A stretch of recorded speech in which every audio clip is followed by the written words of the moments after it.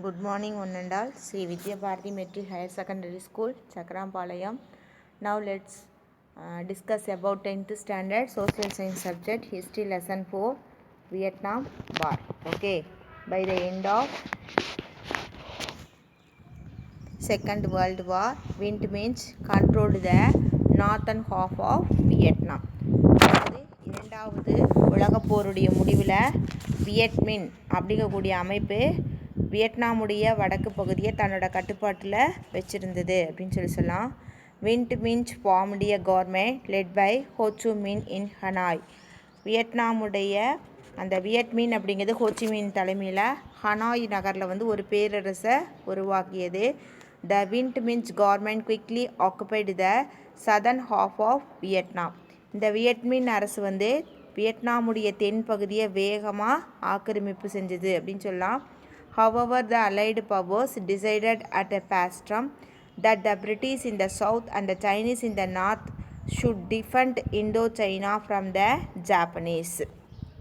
போஸ்ட்ரம் அப்படிங்கக்கூடிய நகரில் கூடிய நேச நாடுகள் ஐரோப்பிலிருந்து மீட்கப்பட்ட இந்தோ சீனாவுடைய தென் பகுதியை பிரிட்டிஷாரும் வடக்கு பகுதியை சீனாவும் பிரித்து கொள்வது அப்படின்னு சொல்லி முடிவு செய்யப்பட்டது. சரியா?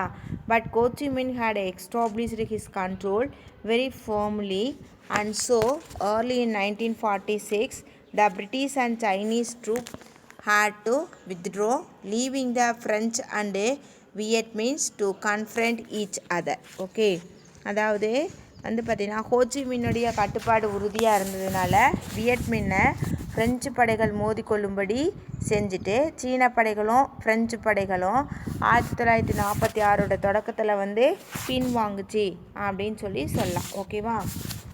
In March, the two governments, French and Vietnamese, reached an agreement by which North Vietnam was to be a free state within a Indo-China Federation.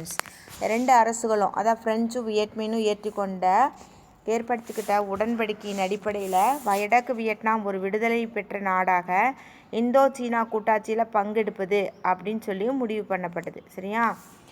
In 1949, the French attempted to secure the support of the population by declaring Vietnam, Laos, and Cambodia independent within the French Union, retaining only foreign affairs and defense under French control.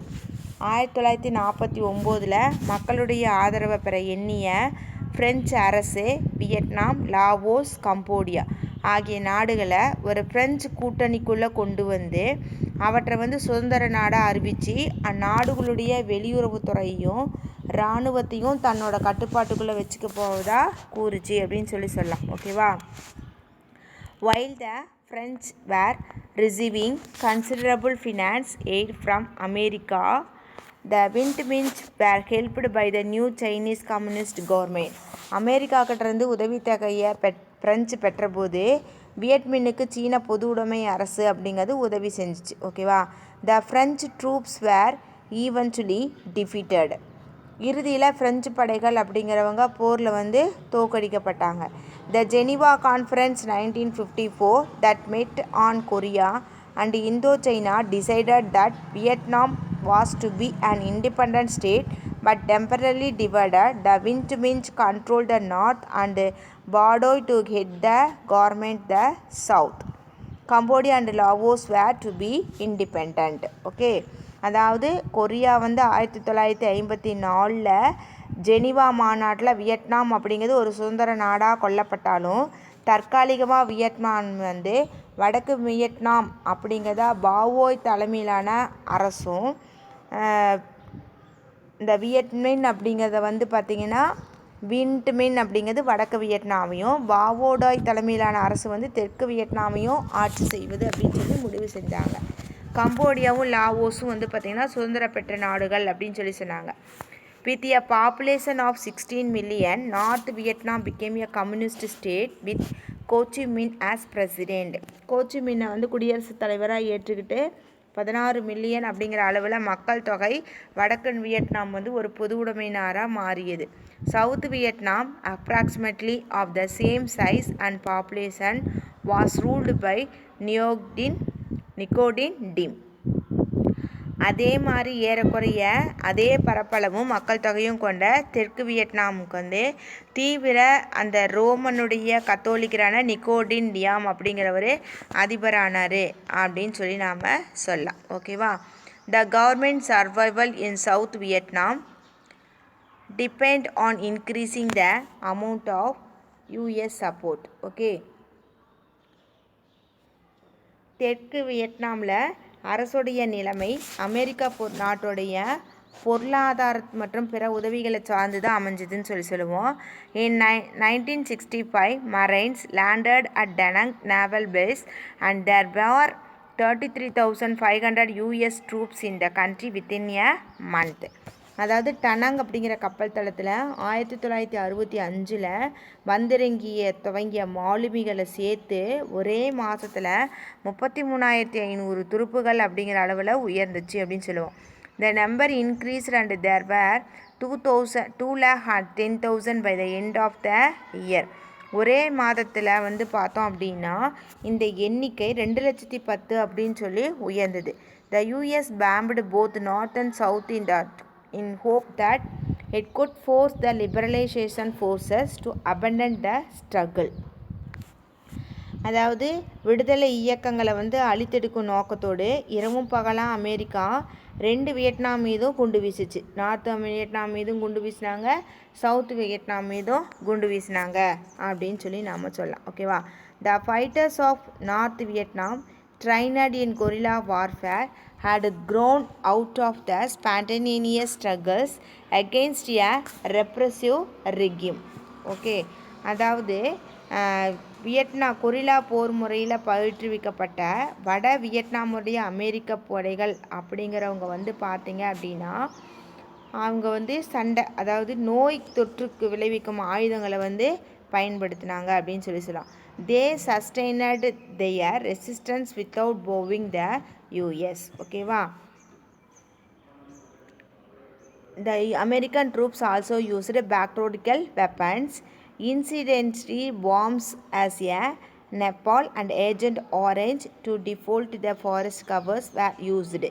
அதாவது அவங்க வந்து இரவு பகலாக அந்த குண்டு வீசினாங்களா, அதில் வந்து பார்த்தீங்கன்னா நம்பம் அப்படிங்கிற ஏஜெண்ட் ஆரஞ்சு அந்த காடுகளை வந்து தீ மூட்டுற மாதிரி ஆயுதங்களை வந்து பயன்படுத்தினாங்க அப்படின்னு சொல்லுவோம்.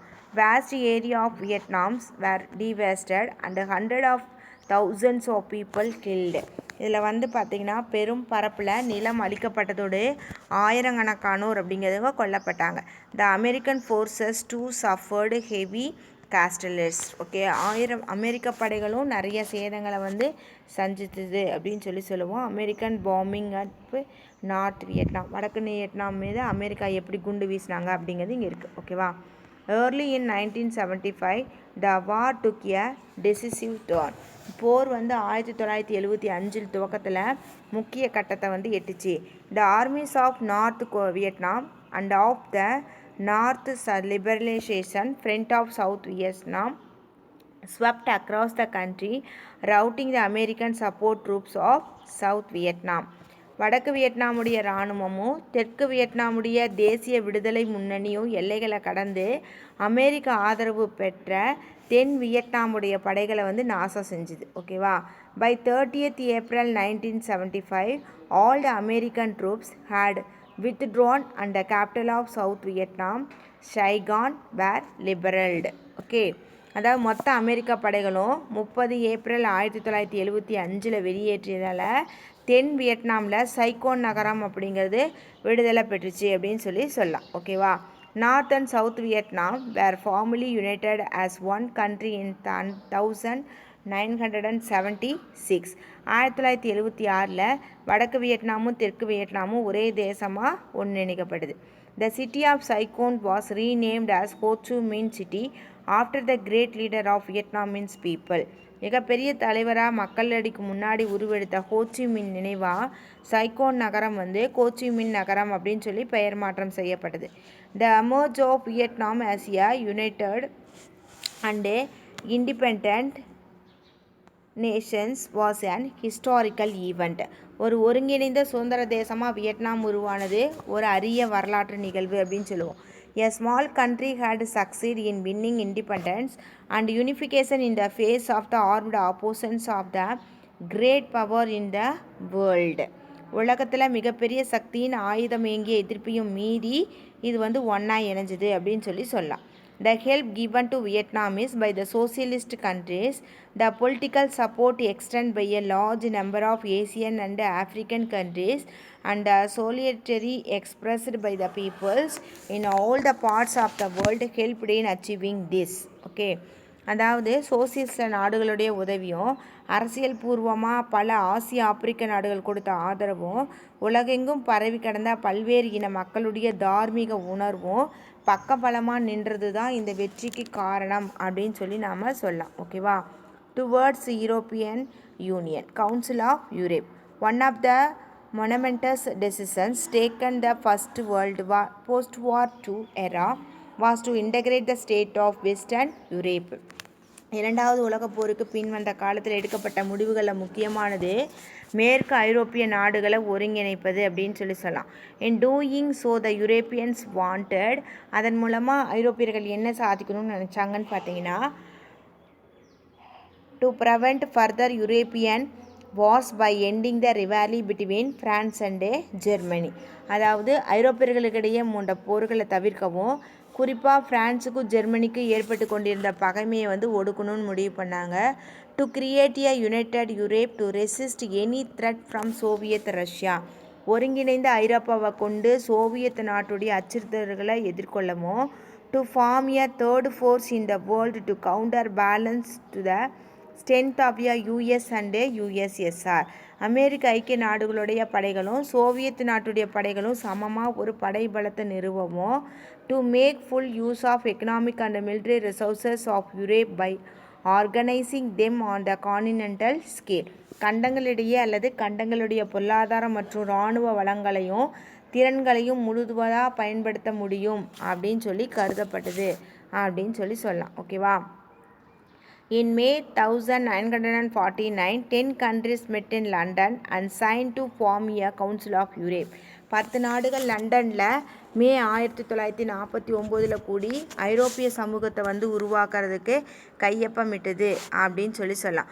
The Council of Europe with headquarters at Strasbourg was established with a committee of foreign ministers of member countries and a consultative assembly drawn from the parliament of foreign countries. Okay. அதாவது பார்த்திங்கன்னா Strasbourg அப்படிங்கிற நகர தலைமையிடமாக கொண்டு ஐரோப்பிய சமூகத்தில் உறுப்பு நாடுகளுடைய வெளியுறவுத்துறை அமைச்சர்களை கொண்ட ஒரு குழுவும் வெளிநாடுகளுடைய பாராளுமன்ற உறுப்பினர்கள் சிலரை கொண்டு கலந்தாய்வு சபையும் அமையப்பெற்றது அப்படின்னு சொல்லலாம். European goal and steel community. Okay. The European Defence Community and the European Coal and Steel Community were established. அதாவது ஐரோப்பிய பாதுகாப்பு சமூகமும் ஐரோப்பிய நிலக்கரி மற்றும் எஃகு சமூகமும் தொடங்கப்பட்டுச்சு அப்படின்னு சொல்லலாம். 6 countries, 6 நாடுகள், அதாவது பிரான்ஸ், மேற்கு Germany, west Germany, Italy, Belgium, Holland and Luxembourg belonging to ECSC signed the Treaty of Rome which established the European Economic Community or the European Common Market with the headquarters at Brussels. அதாவது ஐரோப்பிய நிலக்கரி மற்றும் எஃகு சமூகத்தைச் சேர்ந்த 6 நாடுகள் France, மேற்கு Germany, Italy, Belgium, Holland, Luxembourg ஒன்றா கூடி ரோம் ஒப்பந்தத்தை ஏற்படுத்தியதோடு அதன் மூலமாக ஐரோப்பிய பொருளாதார சமூகம் ஐரோப்பிய பொது சந்தை ஓகேவா பிரஸ்லஸ் அப்படிங்கக்கூடிய நகர தலைமையகமாக கொண்டு ஏற்படுத்தப்பட்டுச்சு அப்படின்னு சொல்லலாம். யூரோப்பியன் எக்கனாமிக் கம்யூனிட்டி ஐரோப்பிய பொருளாதார சமூகம்னு சொல்லுவோம். The EEC eliminated barriers to the movement of goods, service, capital and labour. இந்த சமூகம் பண்டங்கள், சேவைகள், முதலீடுகள், தொழிலாளர்கள் போன்றவற்றுடைய நகர்வை எல்லைகளாக கொண்டு நிறுத்துவதாக மாறியது அப்படின்னு சொல்லுவோம். It also prohibited public policies or private agreements that restricted the markets. Just a minute.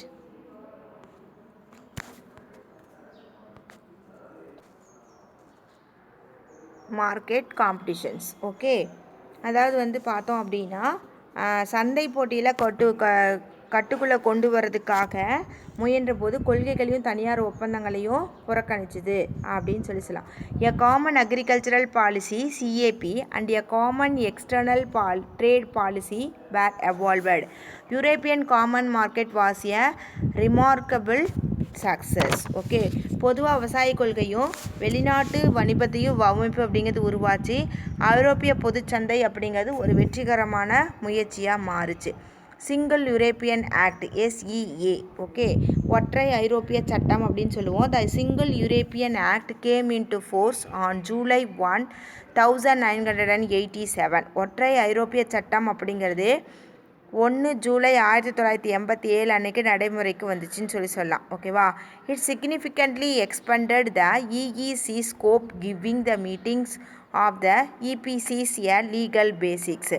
ஐரோப்பிய பொருளாதார சமூகத்துடைய எல்லைகளை விரிவாக்கி அதுக்கு சட்ட வடிவம் அப்படிங்கிறது கொடுத்துச்சு. It also called for more intensive coordinations of foreign policy among the member countries.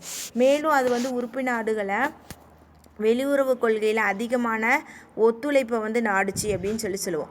It also called for more intensive coordinations of foreign policy among member countries. ஓகேவா? இந்த சட்டம் உறுப்பு நாடுகளுடைய மக்களுடைய தொகையின் அடிப்படையில் அவற்றுக்கான ஓட்டுகளுடைய எண்ணிக்கை நிர்ணயம் செஞ்சிச்சு அப்படின்னு சொல்லலாம். ஓகேவா? According to the SEA, each member was given multiple votes depending on the country's populations. Approval of legislation required roughly 2/3 of the votes of all the members. 2/3 உறுப்பினர்களுடைய ஆதரவு தேவை அப்படிங்கிற நிலை நிறுத்தப்பட்டுச்சு. அடுத்தது European Union. The Maastricht Netherland treaty signed on February 7, 1992 created the European Union. Okay, 1992 February 7 கையெழுத்திட்ட மார்க்ரெஸ்ட். ஓகேவா? அதாவது நெதர்லாந்து ஒப்பந்தம் அப்படிங்கிறது ஐரோப்பிய ஒன்றியத்தை ஏற்படுத்துச்சு அப்படின்னு சொல்லுவோம். The monetary policy and a common currency euro to replace national currencies managed by common monetary institutions were subsequently planned and implemented. Okay, அதாவது பொதுவாக நிதி கொள்கையும் நாடுகள் வழங்கிய பணத்தை மீறி பொதுவாக ஏற்றுக்கொள்ளப்பட்ட பணமும், அதாவது யூரோ, முதல்ல நடைமுறைப்படுத்தப்பட்டு பின்னாடி அவை நிர்வகிக்கக்கூடிய பொது நிறுவனங்களும் திட்டமிட்டு நடைமுறைப்படுத்தப்பட்டுச்சு அப்படின்னு சொல்லலாம். Today the European union has 28 member states and functions from its head quarters at Brussels, Belgium. Okay, தற்பொழுது ஐரோப்பியோட ஒன்றியத்தில் 28 உறுப்பு நாடுகள் அப்படிங்கிறது இருக்குது. இந்த பிரஸ்ஸல்ஸ் அப்படிங்கிறது பெல்ஜிய நகர தலைமையகமாக கொண்டு செயல்பட்டு வருது அப்படின்னு சொல்லலாம். ஓகேவா? Next fall of Berlin war and end of cold war era. Okay, Berlin சுவர் வீழ்ச்சியும் பனிப்போருடைய கால முடிவுன்னு சொல்லுவோம். The division of Germany into West Federal Republic Germany, the East German Democratic Republic led to glaring difference in living standards. ஜெர்மனியா மேற்கு, அதாவது ஜெர்மனியா கூட்டு குடியரசு அப்படின்னு சொல்லுவோம். ஜெர்மனிய கிழக்கு ஜெர்மனிய ஜனநாயக குடியரசு அப்படின்னு சொல்லுவோம். இது ரெண்டு வாழ்க்கை தரத்தில் வேறுபட்ட கோணத்தில் எதிரொலித்தது அப்படின்னு சொல்லுவோம். West Berlin economic become prosperous thanks to the support receiving from the West under the Marshall Plan. Marshall திட்டத்துடைய துணையால் மேலுக்கு பெர்லினுடைய பொருளாதாரம் அப்படிங்கிறது செழித்துவங்குச்சு. In contrast the USSR had little interest in developing the economic of East Berlin. அதுக்கு மாறாக கிழக்கு பெர்லினுடைய பொருளாதார வளர்ச்சியில் ரஷ்யா போதிய அக்கறை இல்லை. சரியா? Further people in west Berlin suffered from lack of democracy and freedom. இதனால் கிழக்கு பெர்லினில் மக்களாட்சியோ சுதந்திரமோ இல்லாது மக்களுக்கு பெரும் சிரமமாக அமைஞ்சது.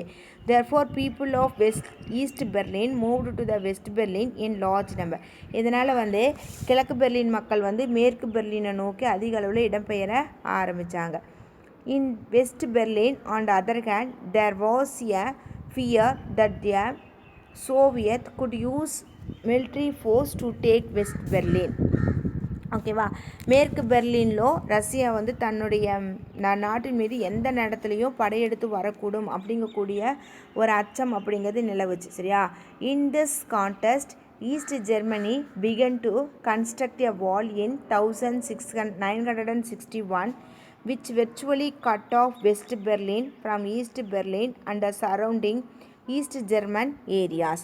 இந்த சூழலில் 1961 கிழக்கு ஜெர்மனி ஒரு சுவரை எழுப்பி கிழக்கு பெர்லின் மற்றும் அதன் சுற்றுப்புற பகுதிகளுக்கும் மேற்கு பெர்லினுக்கும் இருந்த தொடர்பை நிறுத்திடுச்சு. சரிச்சா? அடுத்தது, it was heavily guarded with the watch towers and other lethal impediments to stop people from the east. காவல் கோபுரங்கள் எழுப்பப்பட்டு பயங்கர ஆயுதங்களோட துணையோடு கடுமையான கண்காணிப்பு பணியின் மூலமாக கிழக்கிலிருந்து மக்கள் நுழைவது தவிர்க்கப்பட்டுச்சின்னு சொல்லலாம். In the late 1980s, as USSR hold over Eastern European countries was weakening, a mass of people assembled on 9th November 1989 on both sides of the wall and began to demolish it.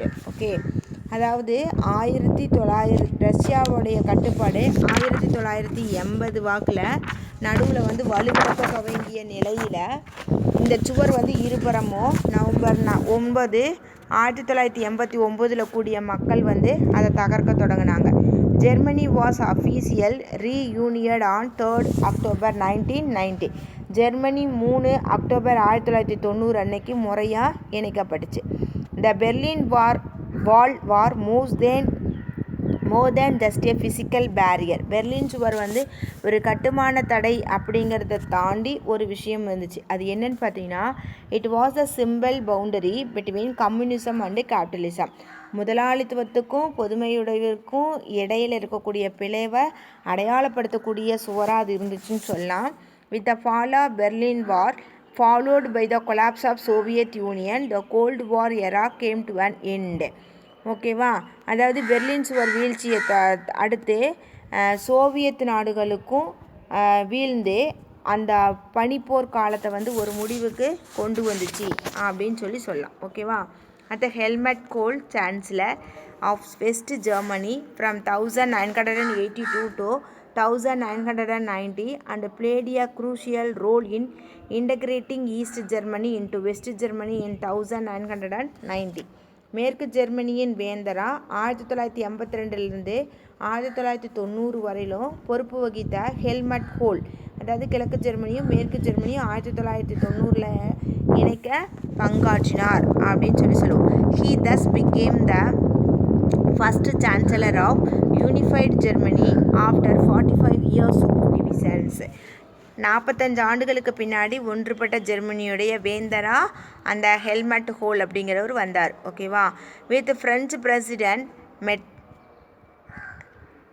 மிட்டாரண்டோட், Kohl was the architect of the Maastricht Treaty, was established the European Union and the Euro currency. Okay, அதாவது French குடியரசுத் தலைவரான மிட்டரானோடு இணைஞ்சு Maastricht ஒப்பந்தத்தை உருவாக்கி அதன் மூலமாக ஒருங்கிணைந்த ஐரோப்பாவுக்கும் euro பண உருவாக்கத்துக்கும் வித்திட்டாரு அப்படின்னு சொல்லலாம். ஓகேவா?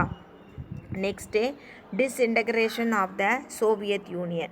In the 1970s and early 1980s, the Soviet Union continued to retain a strong and dominant position in international politics.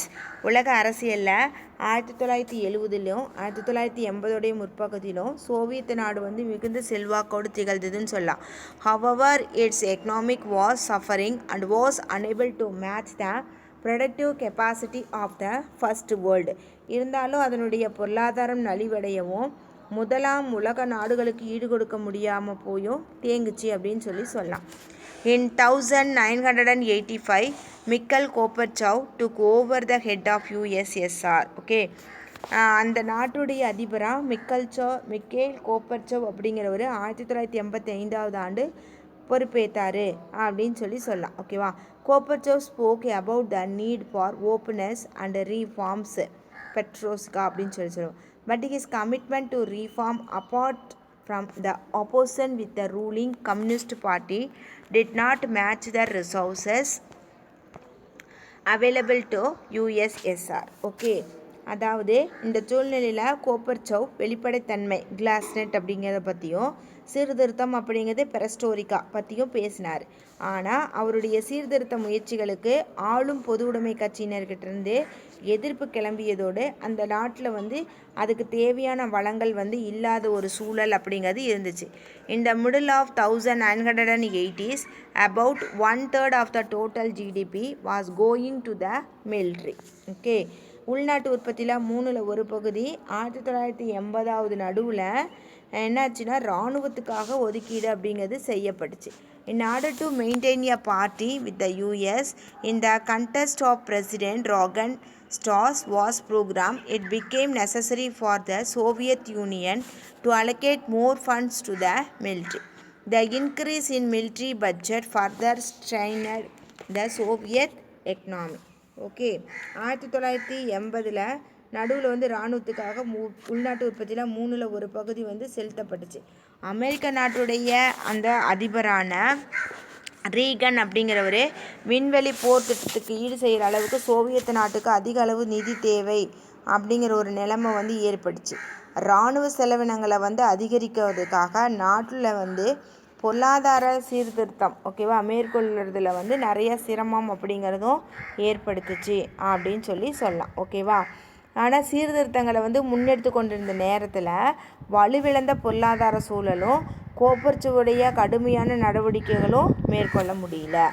In the year 1988 saw the first mass product first in Armenia and then in the Baltic states. Okay. Early Soviet regimes had used severe repression to kill us such uprisings. Gorbachev could not take resource to such brutal measures. ஓகேவா, அவரால் எந்த ஒரு சீர்திருத்த செயல்களையும் அவரால் செய்ய முடியாத ஒரு நிலைமைக்கு தான் தள்ளப்பட்டார். ஓகேவா. The Chernobyl disaster, a major accident in a nuclear plant in Ukraine in 1986 was another blow. அந்த செர்னபிள் பேரழிவு அப்படிங்கக்கூடியது உக்ரைனில் 1988 வந்து நடந்துச்சு. இதில் வந்து பார்த்திங்கன்னா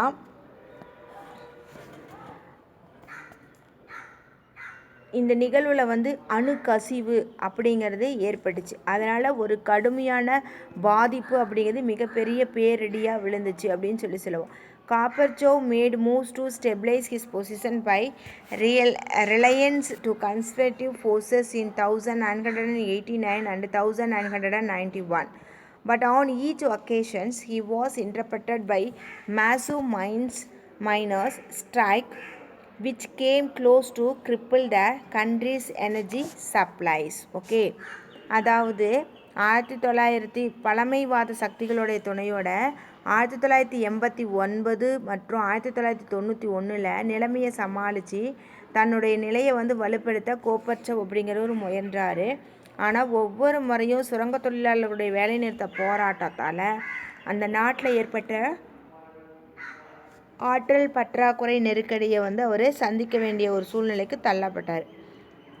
The East European communist states under the Soviet umbrella were also in a deep economic social crisis. Soviet நாட்டுடைய அரவணைப்பில் இருந்த கிழக்கு ஐரோப்பிய பொது உடைமை நாடுகள் மிக கடுமையான பொருளாதாரம் மற்றும் சமூக நெருக்கடியை வந்து எதிர்கொண்டுச்சு. Gorbachev's decision to loosen the Soviet control on the countries of the Eastern Europe created an independent democratic momentum. Okay. அதாவது இந்த நாடுகள் மீது சோவியத் கொண்டிருந்த கட்டுப்பாட்டை தளர்த்த கோப்பர்ச்சவ் முடிவெடுத்த போது அங்கே சுதந்திர வேட்கையும் ஜனநாயகத்தை நோக்கியான வேகமும் நகர ஆரம்பிச்சிச்சு. ஓகேவா. A series of worker strikes undermined the communist regimes first in Poland and then in Hungary. Okay, அதாவது தொழிலாளர்களுடைய தொடர் போராட்டம் பொது உடைமை ஆட்சியை முதல்ல போலந்துலேயும் அதன் பின்னாடி ஹங்கேரியிலையும் அசைக்க தொடங்குச்சு. A wave of demonstration that swept East Germany led to demolition of the Berlin Wall in 1989. 1989 அலைகடல் போல பரவிய எழுச்சிகள் கிழக்கு ஜெர்மனியில் வந்து பெர்லின் சுவர் தகர்த்தெறியப்படுறதுக்கு காரணமாக வந்து விளங்குச்சு அப்படின்னு நாம் சொல்லலாம். ஓகேவா. Subsequent it to regime in Czechoslovakia followed by Bulgaria fail. இதை தொடர்ந்து வந்து பார்த்திங்கன்னா செக்கோஸ்லேவியாவிலையும் பல்கேரியாவிலையும் வந்து பார்த்திங்கன்னா நடந்துக்கிட்டு இருந்த ஆட்சிகள் வந்து சரிய தொடங்கின. And attempt by Romania Nicolae Ceausescu to resist the wave of change by shooting down demonstrators ended in his executions by a firing squad December 1989 under the command of his own general. Okay, அதாவது அதை தொடர்ந்து செக்கோஸ்லேவியாவிலையும் பல்கேரியாவிலையும் ஆட்சி வந்து சரிஞ்சது. ருமேனியாவில் Nicolas சவுசெஸ்கு உணர்வாளர்கள் மீது துப்பாக்கியால் சுட்டதை அடுத்து அவர் வந்து தன்னுடைய இராணுவ தளபதிகளே அவரை சுட்ட வீழ்த்த உத்தரவிட்டனர் அப்படின்னு சொல்லுவோம். சரியா, அவங்களோட இராணுவ வீரர்களை சுட்டு கொண்டுட்டாங்க. ஓகேவா. The televised images of the shooting and the fall of Berlin wall culminated the process of the breaking up of the communist world. In 6 months, the political map of half of the Europe had been redrawn. தொலைக்காட்சி பதிவுகளும் Berlin சுவருடைய வீழ்ச்சியும் பொது உடைமை உலகம் நொறுக்கப்பட்ட தூண்டியது. 6 மாதங்களில் பாதி ஐரோப்பாவுடைய அரசியல் வரைபடம் வந்து பெரும் மாற்றத்துக்கு உட்படுத்தப்பட்டுச்சு. சரியா. at Gorbachev made and last attempt to take a hard line against the disruptors only to be challenged by a second great mind strike in 1991 and a huge demonstration in Moscow. கோப்பர்ச்சவ் வந்து ஒரு அழுத்தமான நடவடிக்கை இடையூறு புரிவோர் மீது 1991 கைக்கொள்ள முயன்ற போது Moscow நகரை பிரமிக்க வைத்த இரண்டாவது தொழிலாளர் எழுச்சி அப்படிங்கிறது ஒரு மிகப்பெரிய சவாலாக உருவெடுத்துச்சு. In response, conservative forces in his government attempt to take a hard line without Gorbachev. Okay. அந்த அவருடைய அரசியல் இருந்த பழமைவாத சக்திகள் அவரை மீறி கடும் நடவடிக்கைகளை வந்து கைக்கொள்ள முயன்றது. They used troops in Moscow to a stage of coup and helped Gorbachev under the house arrest. கோப்பர்ச்சவில் வந்து வீட்டுக்காவலில் வச்ச அந்த சக்திகள் துருப்புகளுடைய துணையோட மாஸ்கோவில் வந்து ஒரு கிளர்ச்சியை ஏற்படுத்தினாங்க. சரியா. But other military units refused to back them and as a result power fell into the hands of Boris Yeltsin, a reformer backed by the West. Okay, ஆனால் மற்ற படைப்பிரிவினர் ஆதரவை பெற முடியாமல் போனதுனால முடிவில் மேற்கத்திய நாடுகள் பின்புலத்தோடு போரிஸ் எல்சின் அப்படிங்கக்கூடிய சீர்திருத்தவாரி ஆட்சியை வந்து கைப்பற்றினார். In the meantime, 3 Baltic states has formally left the Soviet Union. இடைப்பட்ட காலத்தில் 3 பால்டிக் நாடுகள் வந்து சோவியத் ஐக்கியத்தை வந்து விட்டு சென்றார்கள். They were admitted to the UN as independent countries. Estonia, Latvia, Lithuania. Okay, இந்த 3 நாடுகளும் இதுதான். ஓகேவா. in November 1991, 11 republics Ukraine, Georgia, Belarus, Armenia, Azerbaijan, Kazakhstan, Kyrgyzstan, Moldova, Turkmenistan, Tajikistan, Uzbekistan. Okay, இந்த 11 குடியரசுகளும் வந்து பார்த்திங்க அப்படின்னா என்னென்னு அறிவிச்சுக்கிட்டாங்கன்னா announced secession from the Soviet Union. சரியா, அதாவது சோவியத் ஐக்கியத்திலிருந்து பிரிவதாக அறிவிச்சுக்கிட்டாங்க. Instead, they declared they would establish a commonwealth of independent states. அதற்கு மாறாக சுதந்திர நாடுகளை ஒரு பொது நல அமைப்பின் கீழே வீற்றிருப்பதை இந்த நாடுகள் வந்து விரும்புச்சு. On 25 December, Gorbachev announced his resignation. கோப்பர்ச்சவ் அப்படிங்கிறவர் 25 டிசம்பர் 1991 தனது ராஜினாமா வந்து அறிவித்தார். For 6 days, the Soviet Union continued to exist only in the name and at midnight on 31st December 1991, it was formally dissolved. Okay, 25 December 1991 ராஜினாமா அறிவித்தார். அது அறிவிச்சிருந்து ஒரு 6 நாளைக்கு வந்து சோவியத் ஐக்கியம் நீடித்தாலும் டிசம்பர் 31, 1991 அன்று நள்ளிரவு முதல் கலைக்கப்பட்டுச்சு. சரியா, கடைசியாக த யூஎஸ்எஸ்ஆர் வாஸ் நோ மோர். இறுதியாக சோவியத் ஐக்கியம் அப்படிங்கிற ஒன்று இல்லாமையே போயிருச்சு. ஓகேவா. இப்போ வந்து இங்கே வந்து பாருங்கள், நமக்கு வந்து பெஸ்ட்ரோரிக்கா அப்படின்னு ஒன்று சொன்னோமா, அப்படின்னு என்னன்னு பாருங்கள். ரீஸ்ட்ரக்சரிங் மறுகட்டமைப்பு அப்படின்னு சொல்லுவோம்.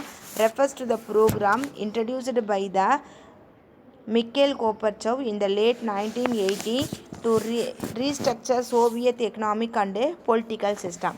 அண்ட் பெரஸ்ட்ரிகோ அப்படிங்கிறது வந்து பார்த்திங்கன்னா மறுகட்டமைப்புன்னு சொல்லுவோம். இது மிக்கேல் கோர்பச்சேவால் சோவியத் நாட்டின் பொருளாதாரத்தையும் அரசியல் அமைப்பையும் மறுசீரமைப்புக்கு உட்படுத்த 1980 கடைசியில் அறிமுகப்படுத்தப்பட்டது ஒன்று அப்படின்னு சொல்லலாம்.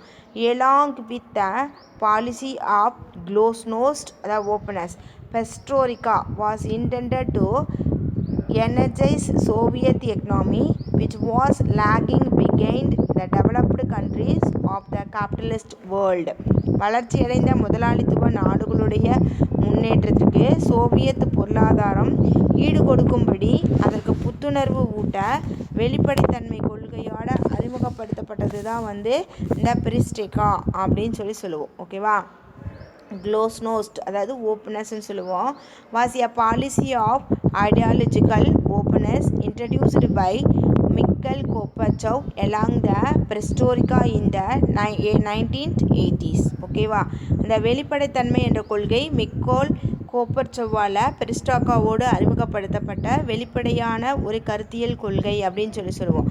Under glasnost there was more openness. Writers who had been censored early was rehabilitated and there was space for criticisms of politics and government.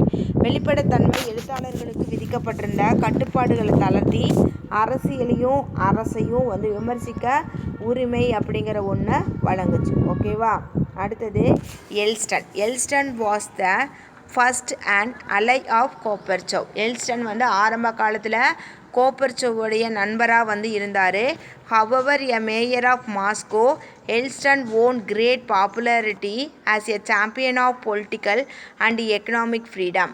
Moscow நகரத்தில் மேயராக இருந்த அவர் வந்து அரசியல் மற்றும் பொருளாதார சுதந்திரத்தை ஆதரித்ததன் மூலமாக பெரும் புகழ் பெற்றார் அப்படின்னு சொல்லுவோம். With Gorbachev introduction of democratic election of the Soviet parliament, Yeltsin was returned to the power with overwhelming supported of the Moscow constituency in 1989. Okay, Soviet பாராளுமன்றம் 1989 ஜனநாயக முறைப்படி கோர்பச்சேவ் நடத்திய தேர்தலில் மாஸ்கோ தொகுதியில் போட்டியிட்ட அவர் வந்து பெரும் வெற்றி பெற்று அதிகாரத்துக்கு வந்து திரும்பினார். The following year he was elected president of Russia over Gorbachev objections. Okay, அதுக்கு அடுத்த ஆண்டே வந்து பார்த்திங்கன்னா கோர்பச்சேவுடைய எதிர்ப்பை மீறி அவர் வந்து ரஷ்யாவுடைய அதிபராக தேர்ந்தெடுக்கப்பட்டார். The president Yeltsin advocated greater autonomy of the Russian Republic with executive presidential system that would allow him to govern independently of parliament. ரஷ்ய குடியரசுடைய தன்னாட்சியை வலியுறுத்திய அவர் கட்டுப்படாத முழு நிர்வாக பொறுப்பை கைக்கொள்ளும் அதிபர் முறையை வந்து முன்வைத்தார் அப்படின்னு சொல்லுவோம். இவங்க தான் வந்து பார்த்திங்கன்னா எல்ஸ்டன் அண்டு மிக்கேல் கோர்பச்சேவ். இவங்க ரெண்டு பேரும் வந்து ஃப்ரெண்ட்ஸ். ஓகேவா?